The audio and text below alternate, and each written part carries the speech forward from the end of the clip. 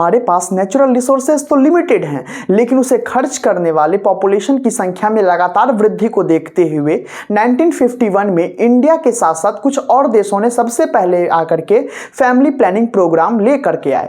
इस family planning programme में किस प्रकार से परिवार नियोजन किया जाए इसकी चर्चा की गई, जिसे कि भारत बाद में मॉडिफाई करके अपडेट करके उसमें चाइल्ड को भी जोड़ दिया और चाइल्ड के भविष्य के बारे में भी सोचते हुए भारत ने एक नया प्रोग्राम लाया जिसे हम लोग RCH प्रोग्राम कहते हैं। इसका फुल फॉर्म होता है reproductive and child health care programme.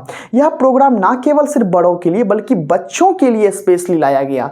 इसलिए लाया गया क्योंकि एक बच्चे ही हमारे देश के भविष्य का निर्माण करेंगे। यदि वो शिक्षित होंगे, सभ्य होंगे, सुरक्षित होंगे, तभी हमारा देश सशक्त बन सकेगा और सामर्थ्यवान बन सकेगा।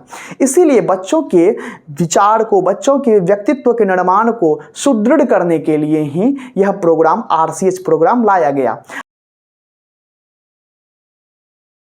RCH प्रोग्राम में सबसे पहले बच्चों का नींव जो घर में पड़ता है, तो सेक्स एजुकेशन की शुरुआती फेज जिसे हम लोग गुड टच और बैड टच कहते हैं, वह उनके माता पिता के द्वारा ही उन्हें समझा देना चाहिए, उनके पेरेंट्स के द्वारा ही उसे समझा देना चाहिए। जब बच्चे गुड टच और बैड टच समझ जाएंगे तब वह स्कूल जब जाएंगे तो आगे की सेक्स एजुकेशन उन्हें स्कूल में मिलेगी। साथ साथ में उन्हें यह जानने को मिलेगा कि इस सेक्स से होने वाले बीमारी कौन कौन से हो सकते हैं, जैसे एड्स, गोनेरिया, सिफिलिस, ये सभी बीमारियों के बारे में जानकारी मिलेगी, जिसे हम लोग STD कहते हैं, सेक्सुअल ट्रांसमिटेड डिजीज में हम लोग रखते हैं।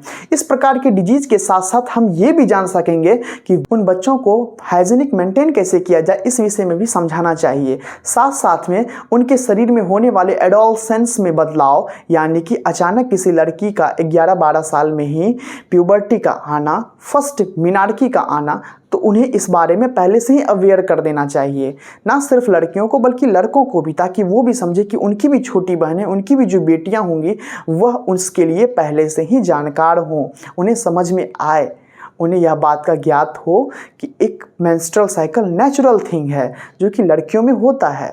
उसी प्रकार से हाइजीनिक मेंटेन करने के लिए लड़का और लड़कियां दोनों को, not as a gender bias, दोनों को ही साथ में समझाना चाहिए कि किस प्रकार से हमें साफ सुथरा रहना है, किस प्रकार से हाइजीन मेंटेन करना है।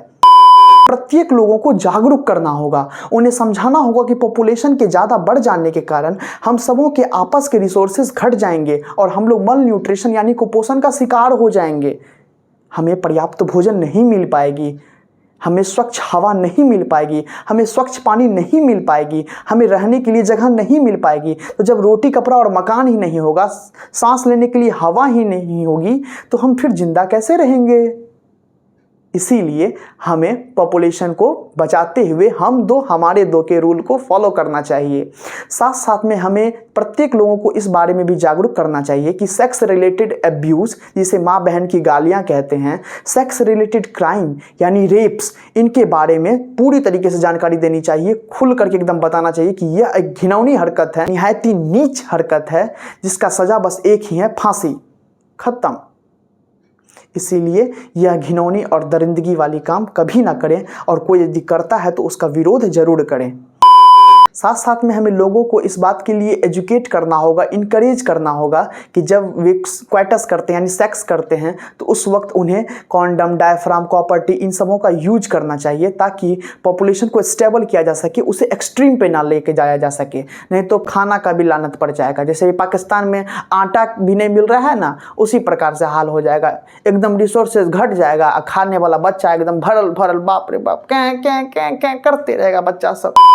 साथ साथ में यदि कोई औरत माँ बनती है, प्रेग्नेंट होती हैं, तो उनका केयर करना भी बहुत ज़रूरी है। उनके आसपास के माहौल में कभी काएँ किच नहीं होना चाहिए, एकदम खुशी का माहौल होना चाहिए, हंसता खेलता परिवार होना चाहिए, ताकि जो बच्चा है वो मेंटली रूप से भी पूरी तरीके से स्टेबल हो, इमोशनली रूप से भी पूरी तरीके से स्टेबल हो। नहीं तो माँ यदि परेशान रहेगी तो बच्चा भी, ऑफकोर्स बच्चा के अंदर भी वही गुण जाएगा और बच्चा भी चिड़चिड़ा बच्चा पैदा होगा।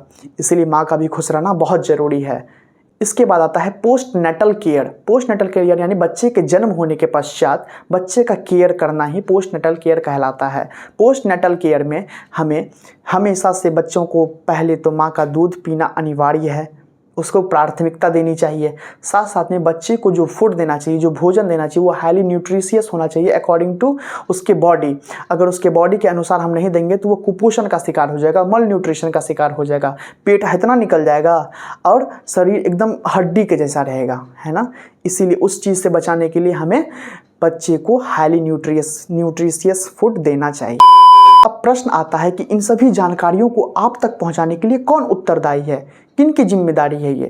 तो अपने घर में पेरेंट्स और क्लोज रिलेटिव, मम्मी पापा, दीदी भैया भाभी, इन सभी का जिम्मेदारी है। साथ साथ में विद्यालय में टीचर्स का जिम्मेदारी है और आपके आसपास में रहने वाले आपके दोस्त का जिम्मेदारी है। सबसे बेसी वही बहकाता है कि एक बार कर न लो, बहुत मज़ा आएगा, हम भी किए, बहुत मज़ा आया।